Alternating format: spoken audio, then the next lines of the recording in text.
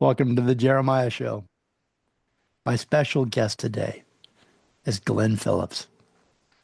He is the lead singer and songwriter and guitarist of Toad the Wet Sprocket. Toad the Wet Sprocket formed in Santa Barbara, California, right from where we broadcast this show, back in 1986. The members were still in high school. Glen Phillips started Toad the Wet Sprocket when he was just 15. And in those early days, the band consisted of Glen, my guest, vocalist and guitarist Todd Nichols, bassist Dean Dinning, and drummer Randy Guss. But what about that fantastic name? Well, actor and comedian Eric Idle created the name Toad the Wet Sprocket for a fictional band in his 1980 sketch, Rock Notes, on Monty Python's Contractual Obligation album. Idle wanted to create a name that would be so silly that no one would ever use it.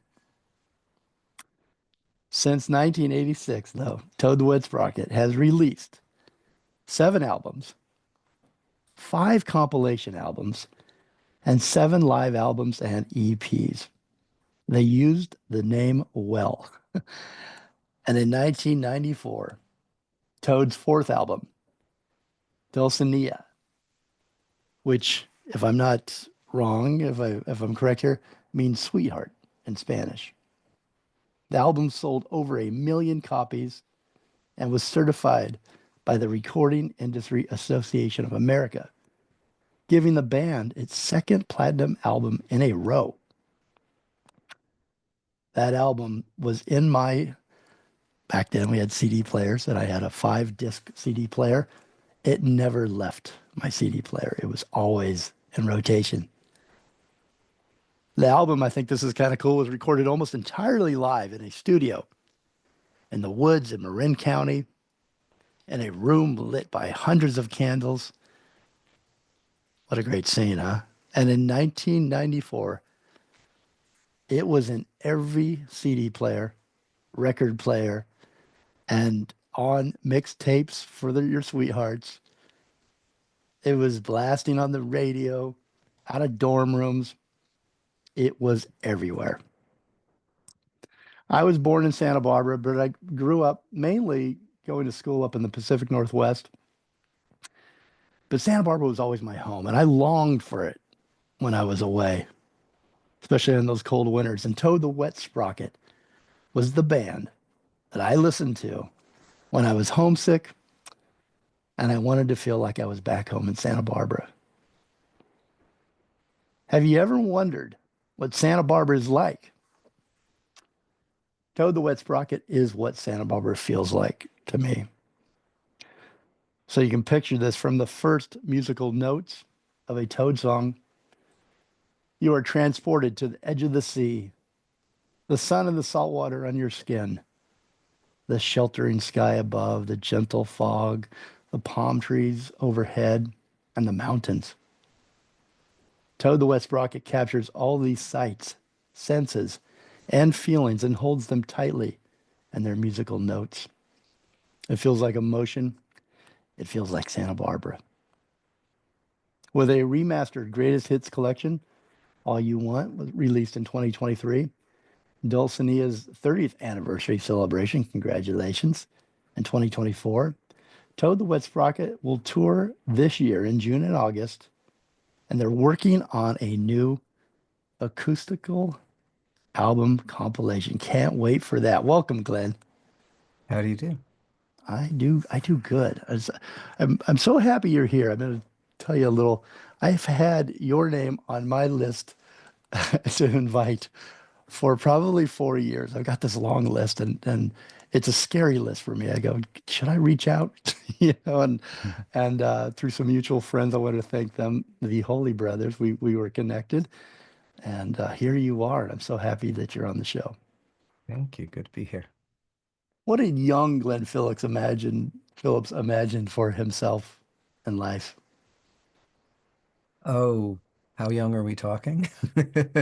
Whenever you first realized that you wanted to be something and that you imagined your life, whenever that pops in mind, whatever age that happened to be, I'll take any of it. Uh, I think that the funny thing is that I didn't I imagined being in the arts, but I didn't imagine being a touring musician. I certainly didn't think in my 50s I would still be a touring musician. I was a theater kid, met the rest of the band. I was a freshman and they were seniors, and we were in choir together and musical theater at San Marcos High School. So we were in Oklahoma. Um, and we also straight theater, non-musical. We did Our Town that year, and our guitarist starred as the stage manager. So, we were theater nerds, and I mean, I've told this story before, but our theater teacher, this guy, Dave Holmes, it was his first year as a teacher, and he, um, you know, basically talked about going to theater school and all his friends running off to New York or Chicago or Los Angeles to audition, and him realizing he wanted to be in theater, but he didn't want to spend the rest of his life, having his soul crushed by audition after audition. He just wanted to be in there. And so he was a high school teacher. And I remember at, 15 going like, yes, I think I want that. And so, I want my soul crushed. yeah, I was like, yeah, that would be really like, I know I'm an artist, but I also am thin-skinned, and so I didn't think I could handle criticism or the scrutiny or the attention. And so I was like, I'm going to be a high school teacher. I'm going to teach the arts in high school. I liked arts, social sciences like anthropology, sociology.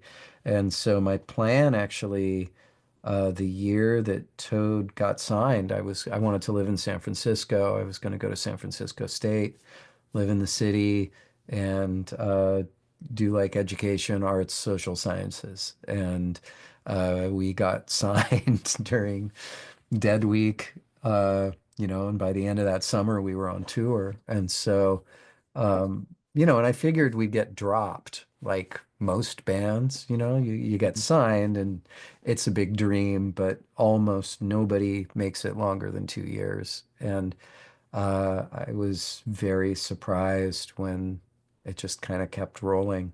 Um, so, which is strange because usually you don't get this job unless you're willing to sacrifice everything for it and it's the only thing you want. Like that tends to be the criteria is you put everything else on hold. And we had this strange thing of, I think, finding ourselves there. And I think the rest of the band was less ambivalent than I was, but Yeah, which probably caused some practical. tension over the years.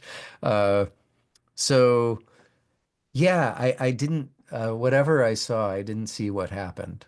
So it wasn't, there was always a goal. You saw some rock star or you had a favorite album or you saw something on TV, a video, and you said, I'm going to be that. But you I stepped mean, up as the front man. And yeah, slowly and surely. I mean, the first few years I had my hair over my face so you couldn't see me, and I mumbled all the words, and I did my best to disappear. And yeah, I think, some part of that came across as like alluring and mysterious, but I was mostly just trying to not be looked at. So, yeah, that is almost the prerequisite of a rock star is being moody and mumbling and disappearing a little bit, it yeah, makes it's you look at me, more, don't look at me, look at me, don't look at me. yeah, It's yeah. Well, I wanted to talk about your sound because it's so unique and it's like your fingerprint. It's distinctly yours. I can't compare you to anyone really. It's when I hear, one of your songs or listen to an album, it's just distinctly your sound.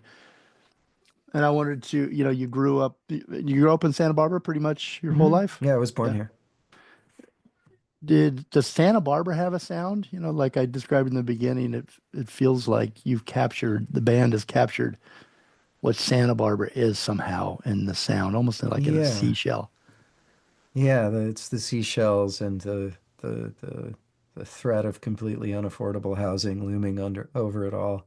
But it's uh, the I don't know. I mean, what I remember is when we started, like the other bands we were playing with in town, it, it it was a pretty eclectic mix in the late 80s, early 90s, because we would Hmm. play out at the Red Barn at UCSB, which was kind of the punk rock public access place. And, there would be like bands like Lost Kittens, who's I believe Chris Shiflett was guitarist in that, who ended up in uh what's the huge band? Foo Fighters.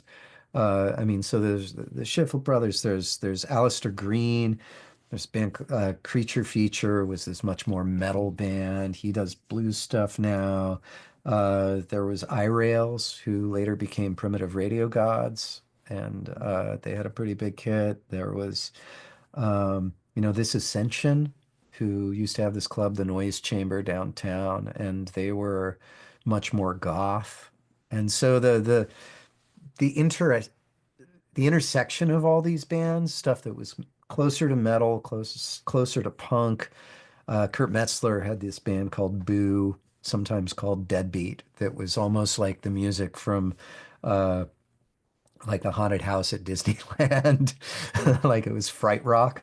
Um, Right, and we'd rock. I like all that. play together and see each other's shows. And like at the Red Barn, there'd be a punk band on and there'd be a mosh pit, and then we'd play, and everybody would just sit down and listen. And then the next band would come on and there'd be a mosh pit again. And like there wasn't this like tight scene of bands who all sounded the same. It's almost like the diversity and the mutual support to me felt like the point of it. Mm. And there we were closer to the I-Rails, Mudheads. Like there were some bands from Santa Barbara and Ventura that I think shared. We were Replacements fans, Husker Du fans. There was that whole kind of not all Minneapolis, REM, this post-punk college music vibe before they called it alternative. Um, and it was stuff that was definitely not pop or mainstream, but also didn't have the relentless edge of punk. And it was a little more emotional, and melodic. And there were definitely a few bands in the area that kind of carried that feel. Hmm. And even the punk rock scene in town was kind of known for being gentle. Like it was a pit where if you fell down, people would stop and pick you up, which, didn't happen everywhere. There was um I don't know if gentleness is the right word for it, but just like a normalized kindness and kind of taking care of each Appreciation other. for the music and appreciation for each other, that the people that were enjoying it around them.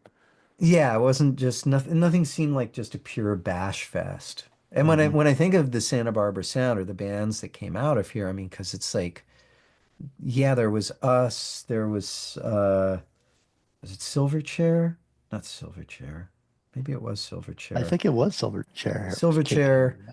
you know, Snot, um, RKL, I remember all of like, them. I hadn't thought you about these know, bands for a long time. yeah. So it's even that. It's not Dishwalla as well, who's maybe closer to us, but like more cinematic in scope, a little more soaring and anthemic. And we were just kind of, guitar dudes. There's also Summer Camp, Sean McHugh and Tim Collins' band, which was on Maverick. They got big in Japan. They were awesome, and they were a little more, yeah, lively. So it's like it all fit together, but I don't think anything really was interchangeable, if that makes sense. Yeah, it does. Mm. Thank you for taking me down that road with all the bands and the locations you saw them. That was one of my questions, to describe that the scene in those days. The live music scene and the bands that came out of here. There is a Santa Barbara sound, and again, like I said, you guys capture it. I think if any band does more, there isn't a band. I don't think that maybe like, as you said, Dishwalla would be closest, but you really have that sound. And what is the guitar that makes that your distinct sound? Is there one guitar that's used that? And if you're watching the YouTube interview, Glenn's It's holding my the guitar. butterscotch telly. How long have you had that? I got that in, well, I got it in like 91, I think. Anyone? It's still my main guitar with the band. What's It's it called? What's the type? What the brand? The type? Oh, it's a Fender Telecaster. She Telecaster. doesn't have a name though. I just realized she's hanging by it, She makes but I guess she beautiful has a sound. gender. But yeah, I've just mostly played that forever. I got some other guitars, but that's kind of That's your my main go-to. one. That's the Um, sound that we hear and we love. yeah, but it was mostly, I mean, I was always Telecasters and Fender amps. It was pretty Hmm. simple. Todd, you know, he played a Gibson, a Les Paul Jr., mostly through a Matchless in the old days. He builds his own guitars now. If you ever go to Nichols Custom Guitars, he builds gorgeous guitars. In Santa Barbara. Hmm. Yeah, I'll put that in our copy Yeah. here so people can check them out. Well, like I used to be a big fan and still am obviously, but the in like seventh, eighth grade with U2 and War, that album, and the Edge Hmm. has that, that distinct guitar sound that he, that's theirs, that's U2's, and if I feel like you've got a distinct. When I hear your guitar, I know it's you. I Yeah, know it's that's your. not my guitar though. That's Todd's guitar. I'm kind of the hack of the band guitar wise. I get by, but the real tone is if you're hearing that tone, that's Todd. Cool. And he is always kind of chasing perfect tone, but the it's all in his fingers. It's Mm, like I heard somebody talking, years or years ago about, like how'd you, talking to a producer, how'd you get that David Crosby, the sound on, that whatever the song was. Like it's such an amazing guitar sound. It's like, oh, it was, pre-war Martin recorded with Telefunken U47, through an Neve preamp, and David Crosby played it. That's the main thing is David Crosby played it. And mm, I've known people like back in the days, there were guitarists who bought Todd's entire rig, his amps, all the pedals, like they researched everything he owned, and none of them can sound like him. He has this beautiful light ringing touch. Like it's surprising how much of guitar tone is in the hands. mm. And he It's interesting. was never like a lead guitarist who was just like, Hmm. playing licks. He always composed his parts. It took him a lot of time and a lot of work and like he's very, very meticulous and he really orchestrates his parts and and once again, yeah, just he has this like lightness of touch and this sustain and this like bell-like tone that uh he would sound the same on any gear, I think, just because he Mm. plays the way he plays. So that's Todd, and he's a huge signature element of the band. Do you think Toad's sound would have been the same if you were formed in any other town? Does the town play a part of it? Well, Or if it am were I the am I same overthinking people, it? I mean, I don't know. I think part of the reason we sound the way we sound is we had no idea what we were doing. I was like, when we started, Um, we spent the first year trying to find, Todd and I had we lived a couple blocks from each other, and I was lazy, and he had this big, like, old green woody station wagon, and so I would throw my bike in the back after theater, and, we'd have play rehearsal, and I'd beg him to give me a ride home, because I didn't want a bike, and so, uh, because I found out he lived 2 blocks away. And so I started listening. I at the time was like really much more into like Ozzy and Rush and Rat and Iron Maiden. And he started turning me on to Husker Du and Replacements and the REM and like really changed the music I was listening to. So um, we started writing together and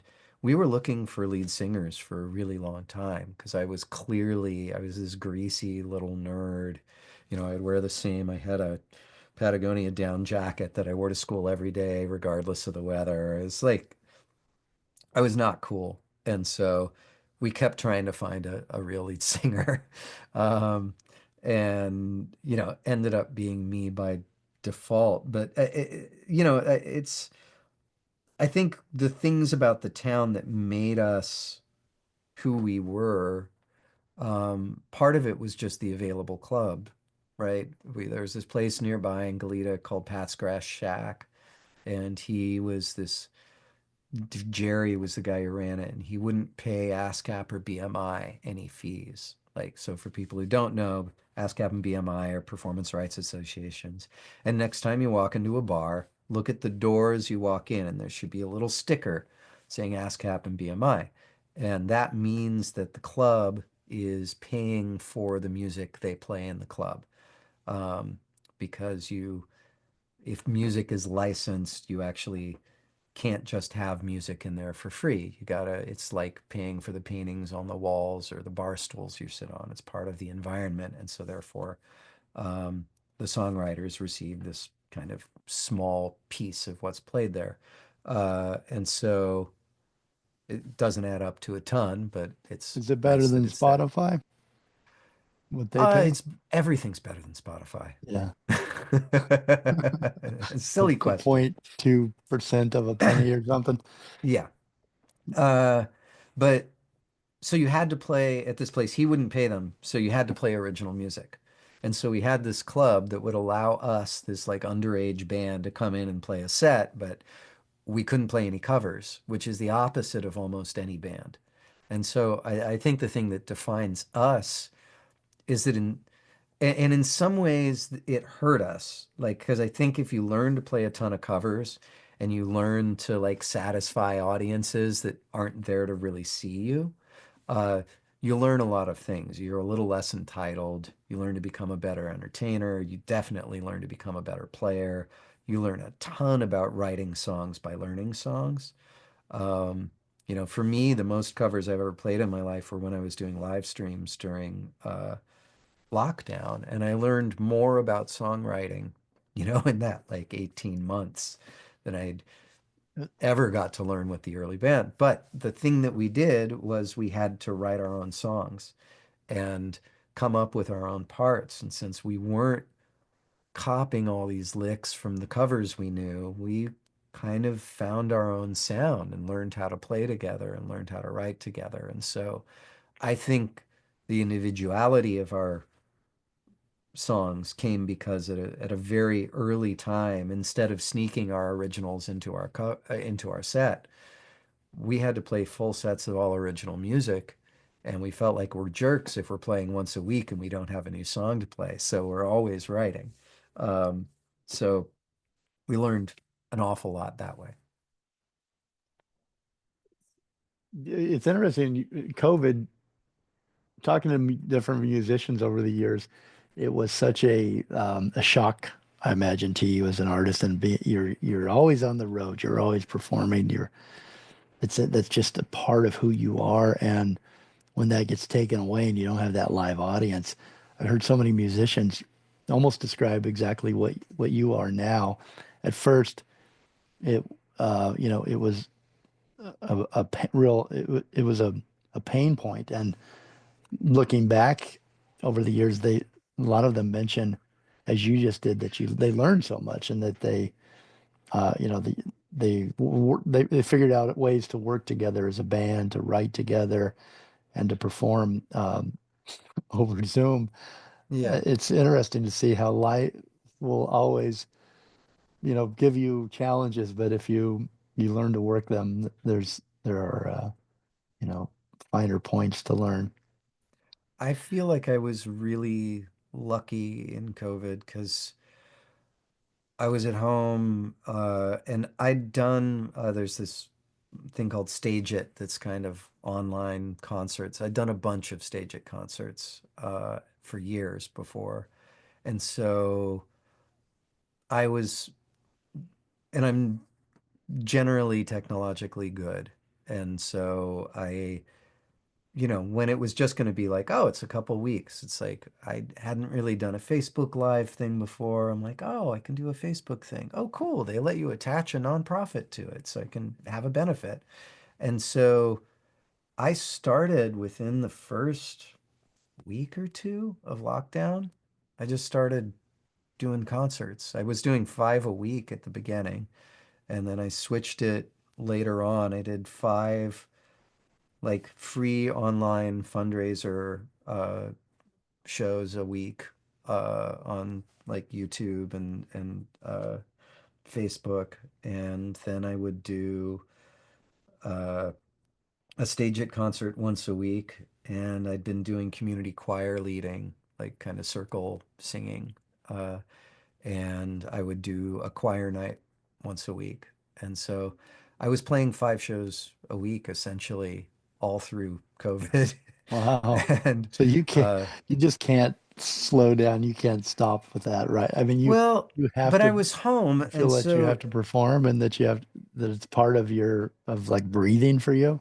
It's part gotta of your life. dance. Yeah, I mean, I I love singing. I love, being with people, and that was kind of my connection to the outside world, and like a really beautiful um and kind of durable community grew up around that. There are a lot of people who became friends in the chat who are still, fly out and see each Yeah. other, go to concerts together.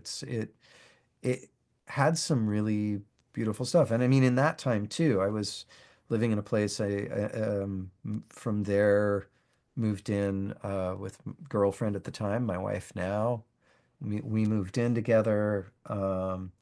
And all three of my daughters lived with us for like a month or more sometimes at some point. And um, so a lot of, for me, and I know this was not everybody's experience, for me, it was a really beautiful time.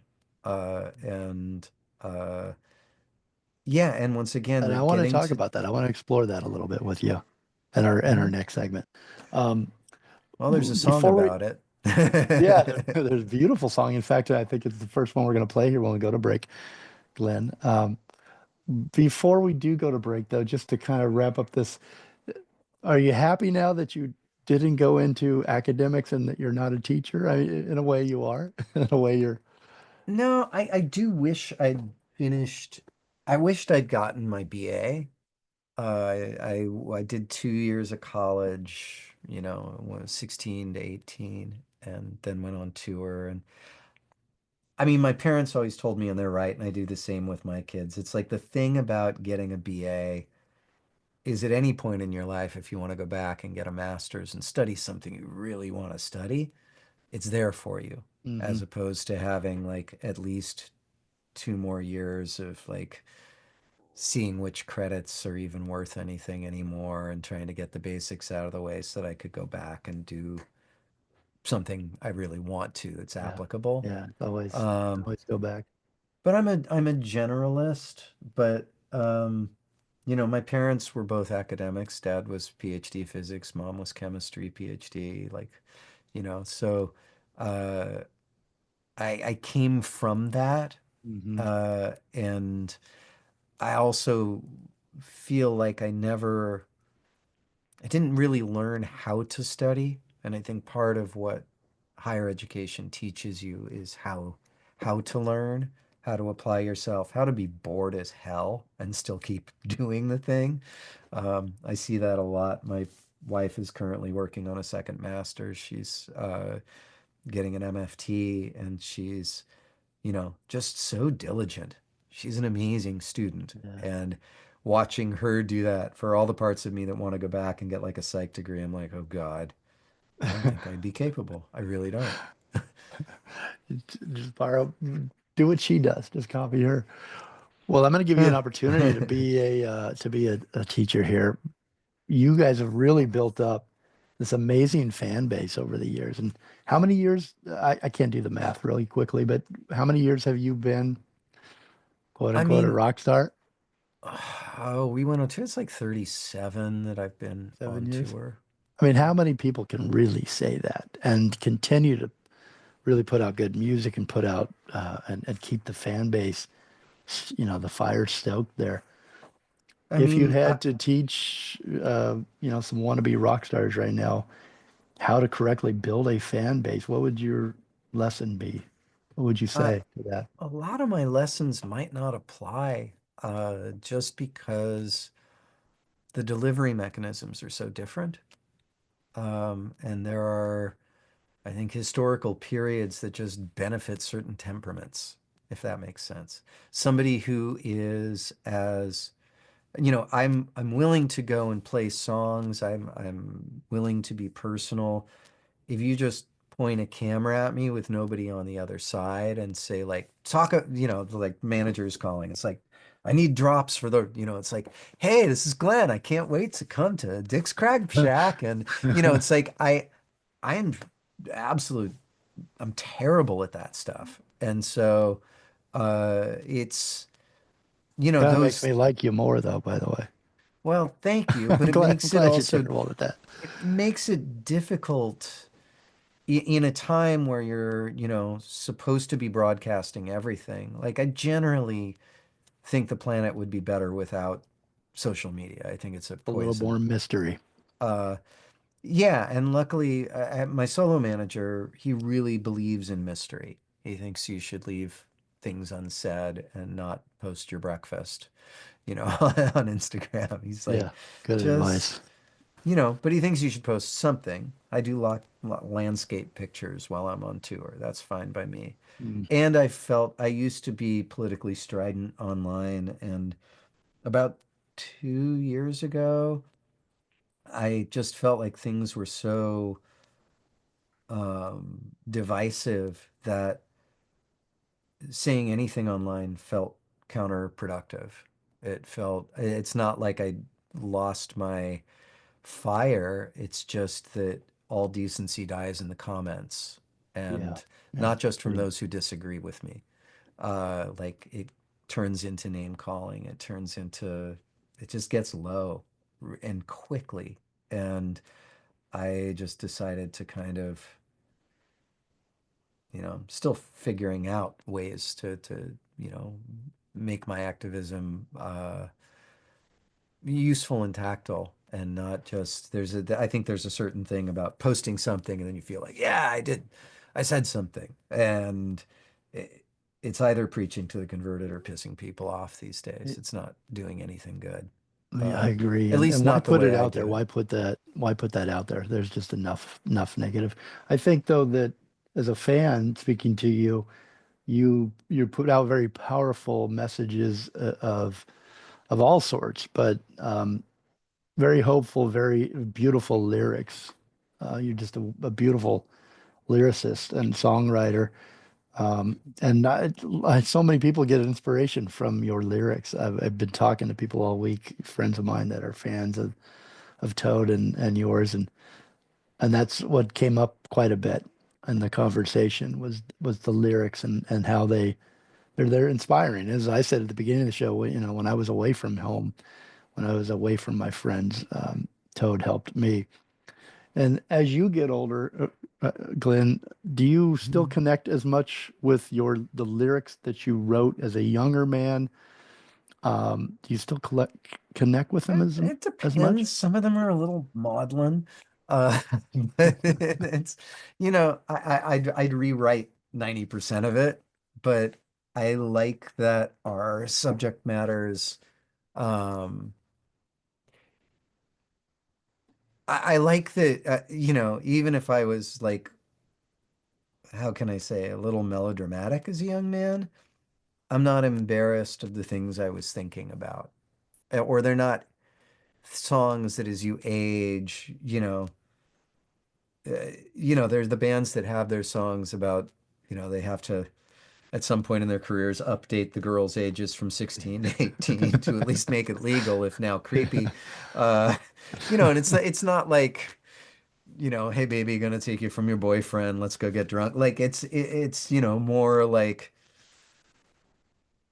contemplating death or, which, They you hold up know, for the ages, though, don't they? yeah, it's They do. you're always thinking about that. And so there's a bit of that Um, Sometimes it's a little heavy, Are but you a big reader? yeah, not Very recently. I've been smart a little references, I distracted. think. I There's, just but think you have a lot of, even from Dulcinea, the album, there's just where that came well, from, that right? was Don Randy. Randy, our Quixote. drummer, Oh, okay. was reading Well, Don Quixote. you're a smart band. Well, I mean, I don't know, smart. I like reading. I do. And it's been one of the nice things this season, been going to UCSB. They're having all these, just saw Richard Powers speaking with Pico Oh, Iyer. there's some great, yeah, UCSB lectures, arts and lectures. Yeah, Yeah. and Richard Powers is amazing. But The Overstory, uh, one of the best books I've ever read, except that it took me about 2 weeks to recover. What's the book? Like, The Overstory, The Overstory. it's about trees and people.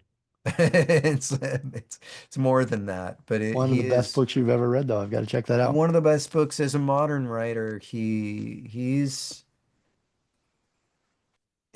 language and just his writing is absolutely phenomenal. His imagery, his characters, and it's not quite as like show-offy as a um, someone like Simon Rushdie. Like he's not trying to dazzle you with his intellect, but you can see it's there. He does Mhm. a ton of research that's usually somewhat environmental oriented.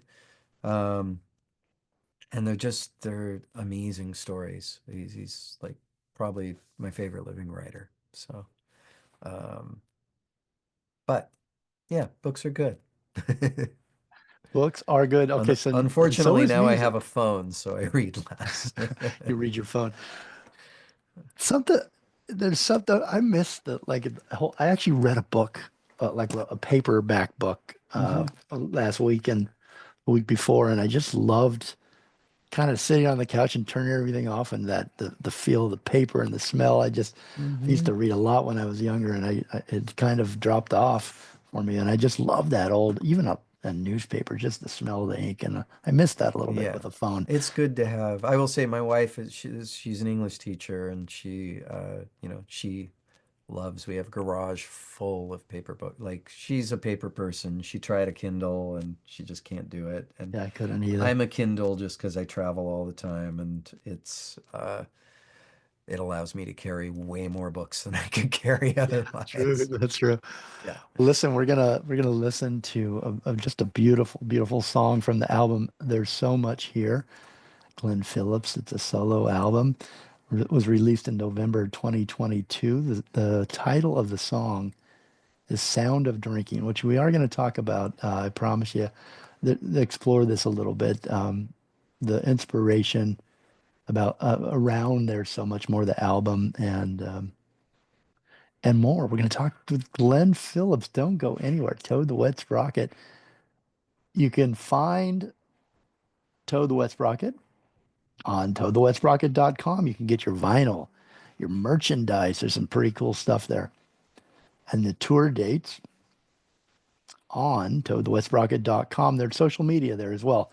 Rather than give you all the social media handles, I'd just go to the website and click the little icon there and get connected and follow Glen Phillips and Toad the Wet Sprocket. They've got new tour dates going to be announced March 14th, so check back. Sign up. I subscribed to their newsletter and already got my first newsletter.